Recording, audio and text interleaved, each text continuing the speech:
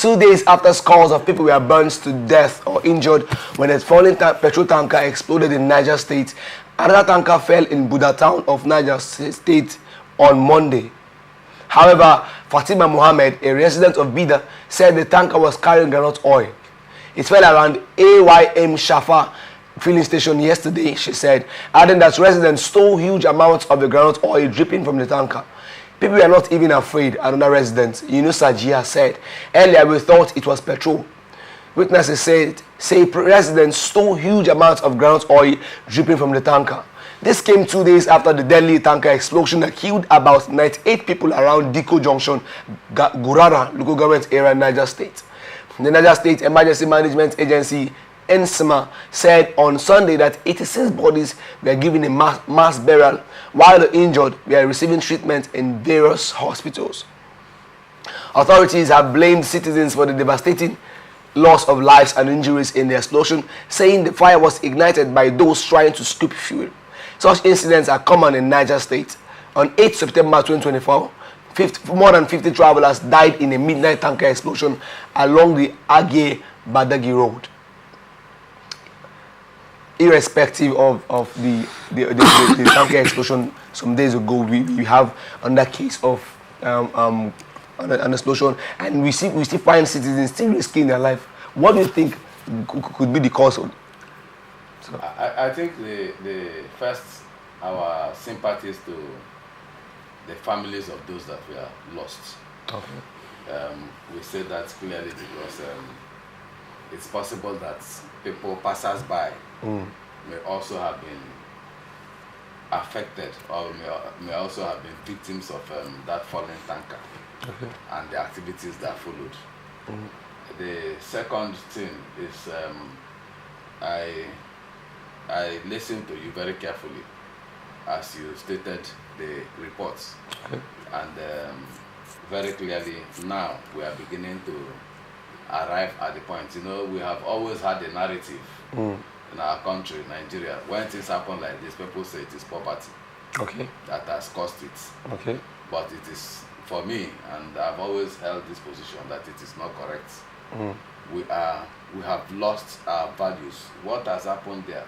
In fact, for most of the victims, when you put it side by side with what happened again to another tanker that fell, and the groundnut oil carrying tanker, people went there.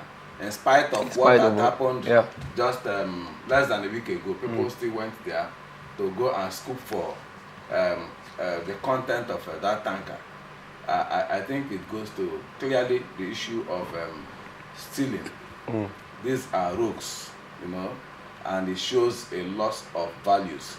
In fact, I recall that one of the under the 747 charter of the National Orientation Agency, which was what they used in summing up last year among their programs. I recall very clearly that they were talking about one of the values that was emphasized was the value of being your neighbor's keeper. Being your neighbor's keeper. And that's clearly you can see, and even as at then, you know, it was very clear.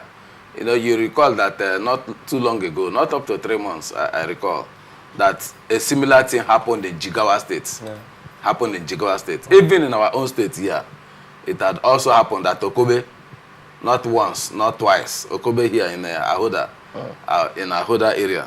So it's a pure case of loss of values. Here we expected to be our brother's keeper, you know, brotherliness. That issue has gone. You see somebody whose tanker fell, and you know that this person is in business. Look at the price of petroleum products. You are talking about over 40 million naira. Looking at it, let's say, from the point of view of 1,000 naira, you know, per liter, which I know is above that. Most of these tankers are 35,000 liters. So you are talking about 40 million naira, let's put it that way. And then the tanker fell. The first thing that we expect is that those that are there, looking at the inflammable nature of petroleum products, that the area will be cordoned off. But even if that is being done, even if some persons have that good-mindedness to do that, you know, you see citizens who have seen it as an opportunity for them to begin to scoop these things and sell them or begin to use them. So it's a pure case of stealing, because there's nothing in our value system that says that when you see your neighbor that is suffering, that you should take advantage of his loss as your own gain. There's nothing in our value system that adds up to that. So those who normally take excuses that there is poverty that must have led them to do that, it doesn't in any way add up at all for me. It's a pure case of the loss of values and where we are now. And I think the president, he has already given a directive that some agency of government, the National Orientation Agency, should quickly do a nationwide sensitization, especially starting with Niger. You know, Niger is peculiar. You have a major petroleum depot. I still recall, because I've traveled that area, Gurara and all those Badegi areas. There's a major NNPC depot. In fact, it's almost like a distribution point, you know, to other nearby states around the north. So frequently you see issues like this. But I think if we can get it right, it's a step in the right direction, that people should be enlightened. But the extent to which they will have a buy-in is a different thing altogether. Okay, sir. Thank you, sir. On the part of the tanker drivers, there was a time when we heard that a law was enacted that they shouldn't drive during the day. Do you think it's recklessness on their own part, or the bad state of road? Well, I think it has become a norm, an actual situation that is we are being faced in this part of the world, where even our politicians or political leaders don't also respect the rule of law. So I think all this whole situation is a result of we learning from the higher authority, and that is what is actually transcending into the lower authority. Because when those in the place of authority refused to respect the rule of law, we are also aware of how we have a lot of court orders, and none of these politicians are respecting these court orders. So when it comes to lawlessness in this part of the world, I think it has become a very serious situation that is coming to stay gradually. That is, if it has not come to stay. Because why I say it is actually coming to stay, because we have a government that is not concerned about the welfare and the well-being of the people. We have a zero standard of governance in this part of the world. So a lot of things is not being seen as in the practical manner. Rather, it's being seen in political view.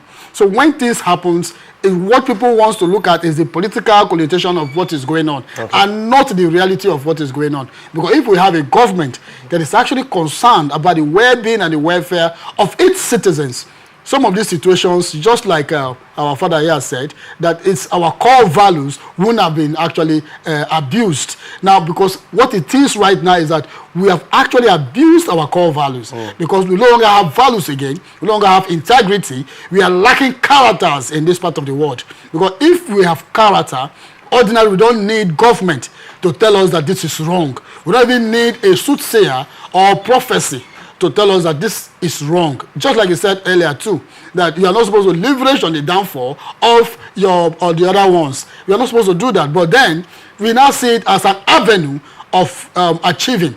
Everything now is about achievement, because people want to live in a way that they feel that they could be able to acquire 1 square meal.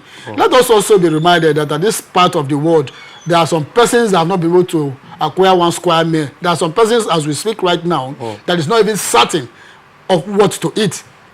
Just yesterday, I was going through my social media handle, and I noticed that I saw so many persons that was actually dropping account number on different platforms, on different social media handles, requesting for alms, asking or soliciting for food to eat. Some were posting pictures of their families, some were doing all of that, and it becomes a very terrible situation that we face in this part of the world. And why it becomes a terrible situation? Because what is the avenue put up by our political leaders to create opportunity or to create wealth for the massive or for the well-being of Nigerians? Our politicians are not thinking about how to create wealth. Then in terms of the tanker drivers, tanker drivers have been told not to drive during the day. But are they respecting that policy? The answer is no. Even in their union, one thing I've noticed about them is even the federal government of Nigeria is not doing something, it's not doing anything about it in terms of our security agencies. They are paying less attention to the level of maltreatment that tanker drivers unleashed on the other drivers. It becomes so worrisome that you will now see a tanker driver try to compete, try to struggle, try to manipulate his way in a place where he knew, or he actually saying that there is no route for him.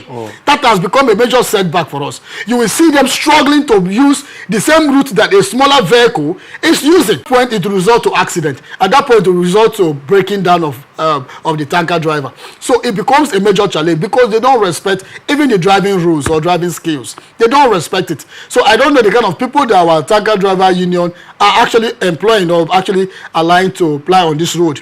Because if they were law-abiding citizens, some of these situations wouldn't have happened. We have often times when federal government will remind them that they should try the best they can not to apply during the road or during the daytime.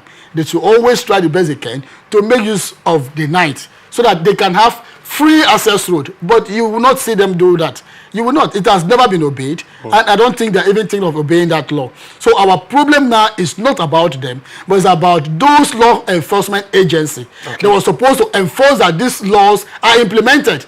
So what are they doing? Because we have law enforcement agency that have decided to accept bribery and corruption as a way of life. Because when these tanker drivers or tanker unions will go to them and then give them their own sharing formula, they will just remember that, oh, this is not your father's office. You will retire and live here like my daddy has retired. You will retire and live here. So what are you doing? You could help yourself now that you're in office and all of that. But it becomes a very pathetic situation because you must be able to look at what your professions speaks about you or tells us about you, which our people are not paying attention to. So it becomes a major setback. So it's unfortunate that this law will not be respected and our tanker drivers will never respect it because those that are saddled with the responsibility of implementing this law are not doing anything about it. All right, so thank you. I'll hold it down there. So this has happened twice. Yeah. What drastic measures do you think we could be taking to forestall this? It's not... Before it becomes a law. Let me differ a bit from where Savior stops. Okay. That it is not, while we recognize that there's a standing policy that they should not drive in the daytime, at least from evening around 6 o'clock, that's when they expected, when the roads are freer, that is when they expected to.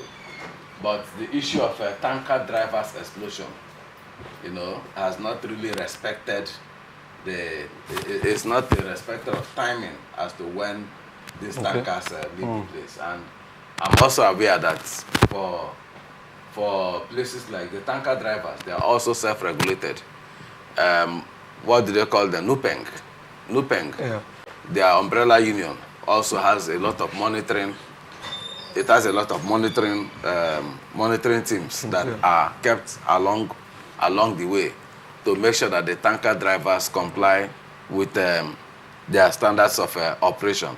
I'm also aware that IPMAN, that's Independent Petroleum Marketers Association of Nigeria, also has its own teams, teams that are also regulating the conduct of their members and also projecting, you know, the interest of their members vis-a-vis other stakeholders in the business. So, like he has mentioned, one of the things that can be strict application of that policy is one. The tanker falling could be as a result of several factors. I know he also mentioned some of them, like for instance, bad road. Yeah. It could be also it could arise also from a mechanical fault of that particular vehicle. So the important thing is for the regulatory agencies, as much as possible, to make sure that that the tanker drivers, that they operate within the standards that are set for them. We also believe that our response system, you know, when these things happen, also matters. For instance, obviously, the response system that we are talking about, there has to be a synergy between security agencies and, of course, people like road safety. Road safety is also there, and NEMA and others. some of these things, the fatality perhaps would have been reduced if some of the response systems that we expect that are being put in place, emergency response systems, if they are there. And I'm not mindful of the fact that sometimes these response systems might be there, but the number of the population of persons that are involved in this violation might even outnumber. For instance, since it's like a free-for-all, you know, a free-fall for those who wanted to scoop, you can imagine the number of persons that may have been there. And how many response teams can you mobilize at that particular point in time, given the time that it may have occurred. And then our fire service systems and others also must be in place. So we must see most of these incidences as something that in synergy stakeholders should intervene. All right, sir. Thank you so much. Enlightenment is very important. All right, sir. Thank you.